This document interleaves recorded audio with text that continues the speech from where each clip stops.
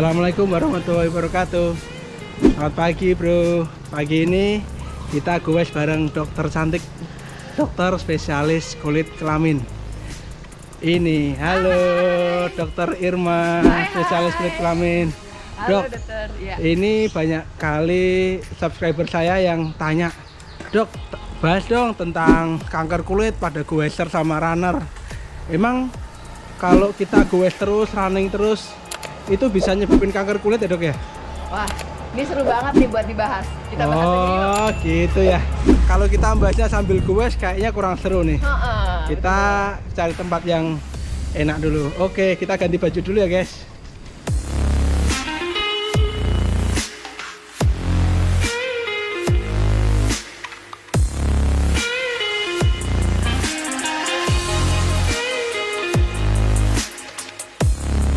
Ya, selamat pagi. Kita akhirnya sudah ganti baju. Tadi kita pakai baju jersey goes ya. Sekarang kita jersey dokter. Akhirnya kita jadi dokter hari ini. Biasanya kita jadi goeser. Ya. Kali ini saya akan membahas bermacam-macam masalah tentang kulit dengan siapa? Dengan teman saya, Dokter Irma Yasmin, spesialis kulit. Halo dok, selamat pagi dok. Ya, jadi ini teman saya di salah satu rumah sakit di Semarang. Beliau adalah dokter spesialis kulit kelamin. Selain dokter, ternyata dokter Irma ini seorang olahraga entusias. Jadi olahraga khususnya di bidang lari, running, runner, dan juga ternyata sekarang sedang menggeluti bersepeda, goeser juga. Nah, dok, sejak kapan sih suka hobi olahraga ini? Hobi olahraga sebetulnya kalau untuk running khususnya ya lari, sebetulnya baru mulai tahun kemarin pas awal-awal pandemi. Sebelumnya nggak pernah lari sama sekali. Gara-gara pandemi, cari kesibukan, cari aktivitas yang bisa meningkatkan daya tahan tubuh, mulai lari, mulai running. Oke. Terus mulai bersepeda? Mulai bersepeda baru beberapa bulan ya, diajakin sama dokter Dedi. Baru 2 bulan kali ya. Tapi larinya kemarin saya lihat sudah ikut event internasional ya, Mesa Stila ya. Mesa Stila, gimana ikut Mesa Stila kesannya? Jadi memang lari kemarin alhamdulillah ikut ada kesempatan buat ikut Mesa Stila Trail Run, ambil kategori 25 kilo. Memang menantang sekali dokter Dedi karena kan larinya bukan di medan yang flat datar gitu. Jadi kan kita larinya kan naik turun gunung, terus jalurnya juga jalur alam gitu. Tapi ya menyenangkan, alhamdulillah bisa finish dengan baik dan sehat. Mantap. Alhamdulillah. Dokter Irma kan suka olahraga ya, panas-panasan gitu, nggak takut panas-panasan? Panas-panasan itu sebetulnya kalau kita olahraga pasti kita kena panas ya kan, kecuali kalau kita olahraganya malam hari ya. Cuman saya tidak terlalu mengkhawatirkan efeknya kalau kita tahu cara untuk mengantisipasi kemungkinan dampak-dampak yang bisa ditimbulkan dari panas itu. Kalau cuman asal lari, asal olahraga tanpa tahu efeknya, memang mungkin ada risikonya. Emang resikonya panas-panasan itu apa? Penyakit-penyakit apa yang bisa kalau kita sering panas-panasan gitu?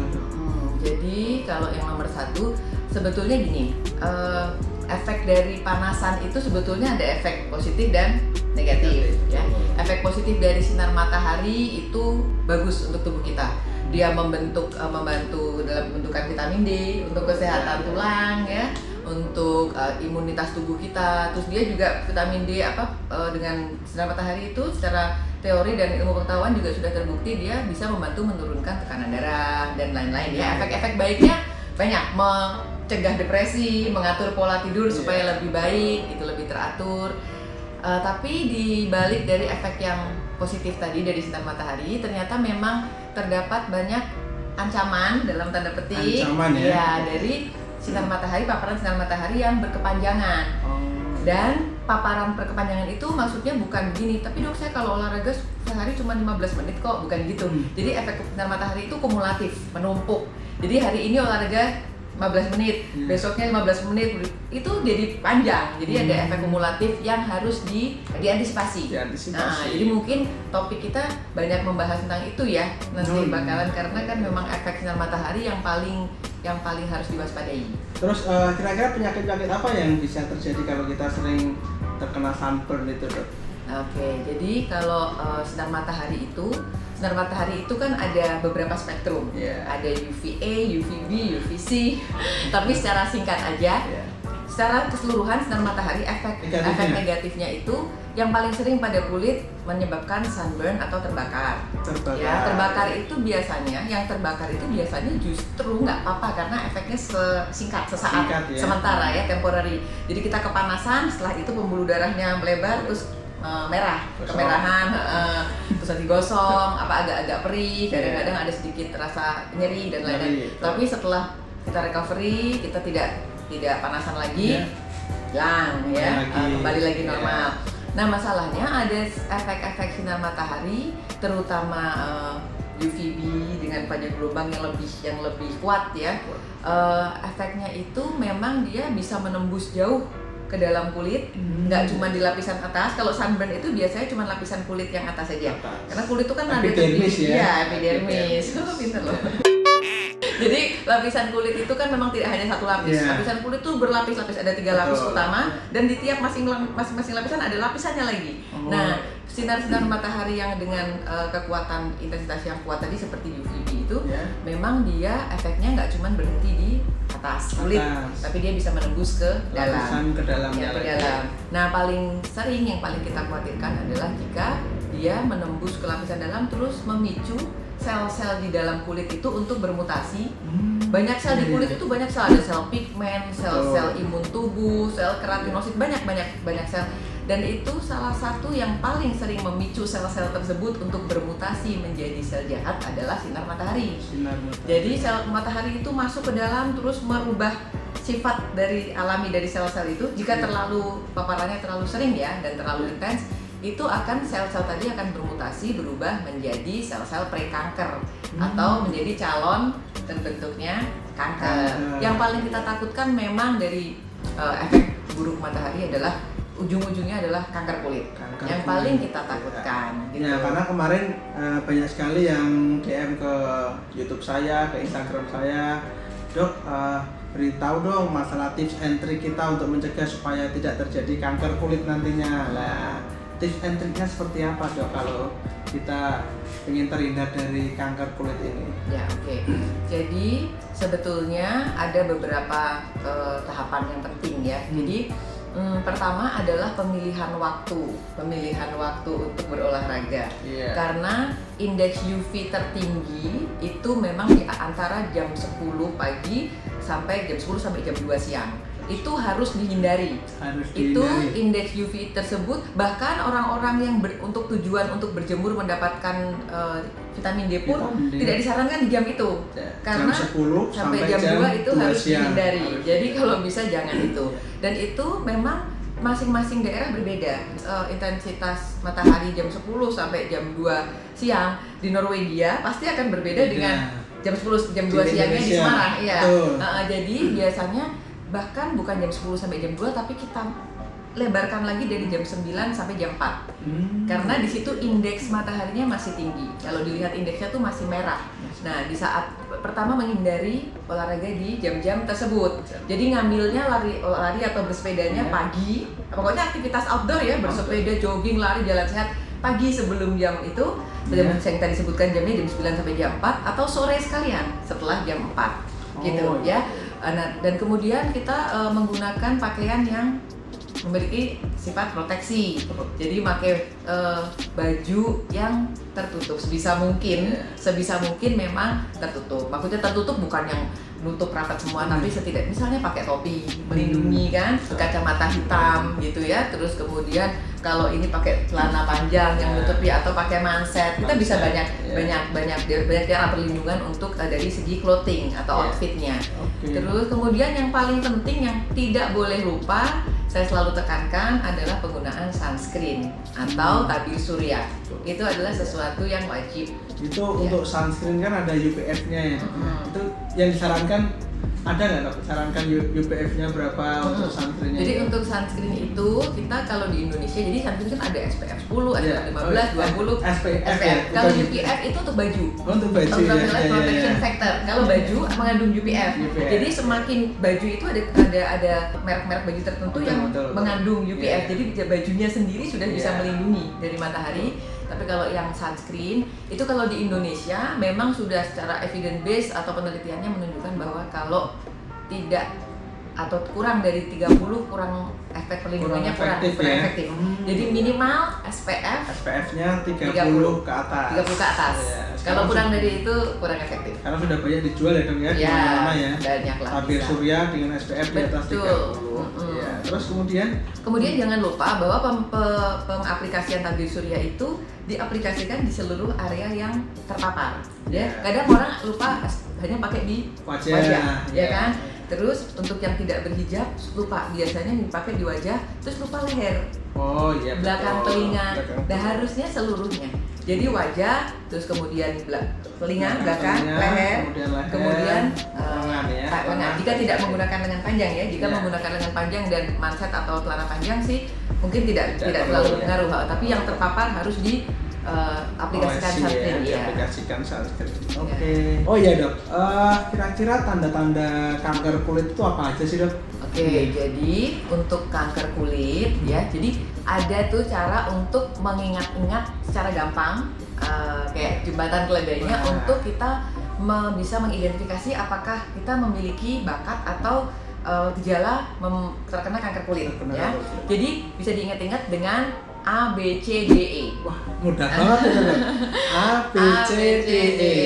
Jadi begini. A-nya apa dok? A-nya, jadi kanker kulit itu gejala awalnya hampir selalu 95% selalu diawali dengan adanya bercak yang menyerupai tai lalat. Jadi misalnya nih tiba-tiba orang sebelumnya tidak punya tai lalat, tiba-tiba dia muncul tai lalat, itu harus hati-hati, waspada ya. Atau dari kecil dari lahir sudah punya tai lalat, tiba-tiba tai lalatnya berubah ada gejala A, B, C, D, E tadi ini, itu juga harus waspada. Jadi supaya gampang, jadi kami dari bagian ilmu kesehatan kulit dan kelamin, kita sudah mengkelompokkan A, B, C, D, E itu seperti ini. A-nya itu adalah singkatan dari asimetri. Asimetri itu berarti begini. Jika ada tai lalat itu biasanya bentuknya kan bulat. Ya. Bentuknya bulat. Nah, kalau si asimetri ini tai lalatnya bentuknya tidak bulat, jadi dia bisa melengkung nggak karuan. Nggak beraturan. Ya. Jadi kalau misalnya kita ambil garis tengahnya itu yang sisi kirinya begini, yang sisi kanannya seperti itu, jadi tidak asimetris ya. Itu teman-teman waspadai kalau tai lalatnya dia asimetris, bentuknya tidak beraturan, tidak simetris. Kemudian yang berikutnya B adalah border. Ini ABCDE-nya emang dalam bahasa Inggris. Border itu artinya tepinya. Ya.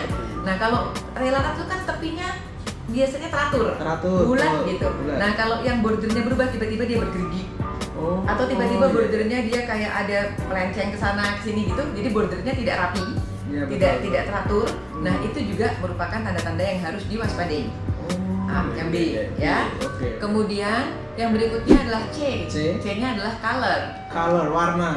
Jadi kalau tai lalat kan warnanya coklat, hitam, ya kan? Coklat kehitaman gitu. Nah, kalau kanker kulit ini lucunya dalam satu tai lalat warnanya berubah. Ada coklatnya, ada abu-abu, ada hitamnya, ada merah, kadang ada putih.